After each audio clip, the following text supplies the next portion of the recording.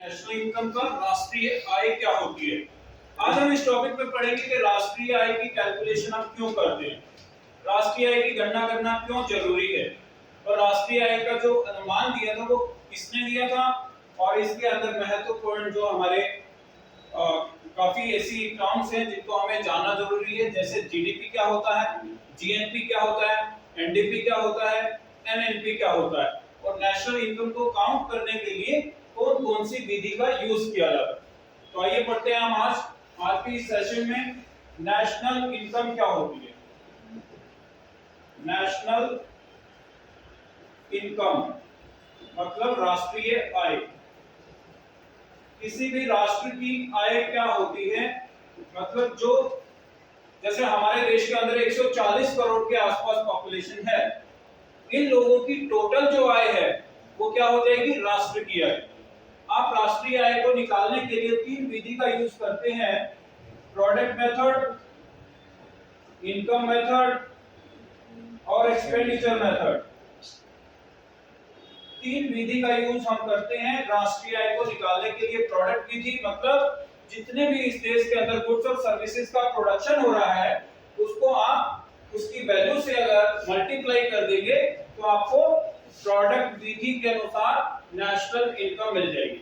Second, आय विधि, जितना भी factor income है जैसे लैंड, लेबर, कैपिटल और एंटरप्रेन्योर्स, लैंड, लेबर,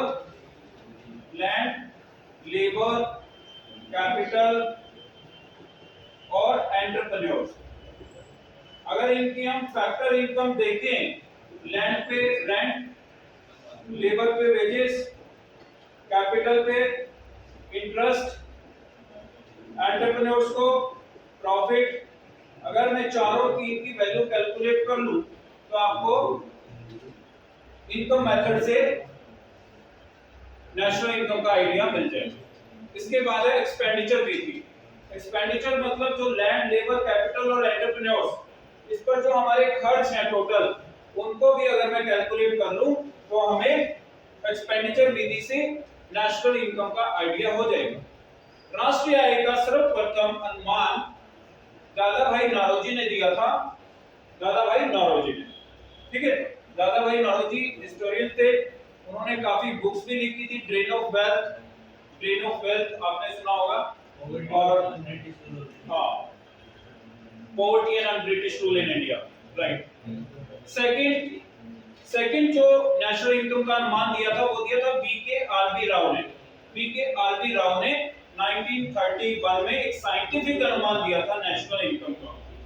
आज की अगर हम बात करें तो नेशनल इनकम हमारी लगभग 268 लाख करोड़ है, 268 लाख करोड़ के आसपास। जीडीपी की अगर हम बात करें तो हमारे देश का जीडीपी लगभग 195 लाख करोड़ है। अगर हम हमारे देश के बजट की बात करें तो वह 39.45 लाख करोड़। आज के इस टॉपिक में नेशनल इनकम से रिलेटेड कुछ टर्मिनोलॉजी है जिनको हम आज रीड करेंगे। जीडीपी क्या होता है, जीएनपी क्या होता है, एनडीपी क्या है और एनएनपी क्या है। आइए दोस्तों, इनको चारों टर्म्स को हम जानते हैं। जीडीपी, जीएनपी और एनडीपी और एनएनपी क्या होता है। जीडीपी का मतलब होता है ग्रॉस डोमेस्टिक प्रोडक्ट। किसी भी देश की सीमा क्षेत्र के अंदर उत्पादित आखिरी जो उत्पाद होता है उसका वस्तु और सेवाओं का अगर हम बाजार भाव पर मूल्यांकन कर लें तो वो जीडीपी आ जाएगा बाजार भाव पर। हम उसको कांस्टेंट प्राइस पर भी कैलकुलेट कर सकते हैं। जीडीपी को कांस्टेंट प्राइस का मतलब है फैक्टर कॉस्ट पर, ठीक है। अगर हम मार्केट प्राइस पर कैलकुलेट करेंगे तो इसका मतलब है उसमें हमने इन्फ्लेशन को ऐड कर दिया। अगर हम उसको फैक्टर कॉस्ट पर निकालेंगे जीडीपी को, तब हम इन्फ्लेशन को उसमें ऐड नहीं करते, राइट। मान लो हमारा देश, ये मान लो, मैं मान लेता हूं कि हमारा देश है ये, ठीक है, और इसके अंदर एक साल में 100 वस्तु का प्रोडक्शन हुआ। एक वस्तु का एवरेज प्राइस 10 था। टोटल जीडीपी कितना हो गया, 1000। टोटल जीडीपी कितना हो गया, 1000। अगर किसी एक वर्ष में हमारे देश में वस्तुओं का प्रोडक्शन, वस्तु और सर्विसेज का, वस्तु और सेवाओं का 100 है और एवरेज प्राइस उसका 10 है, तो टोटल जीडीपी कितना हो गया, 1000, ठीक है। इसी तरीके से हम जीएनपी निकाल सकते हैं।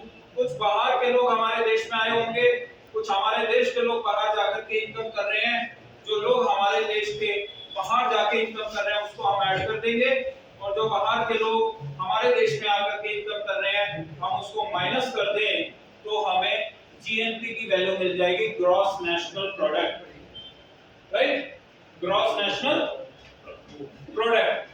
एनडीपी क्या होता है? Net domestic product. Net domestic product मतलब जीडीपी में से डेप्रिसिएशन अगर आप माइनस कर दो तो आपको एनडीपी की वैल्यू मिल जाएगी।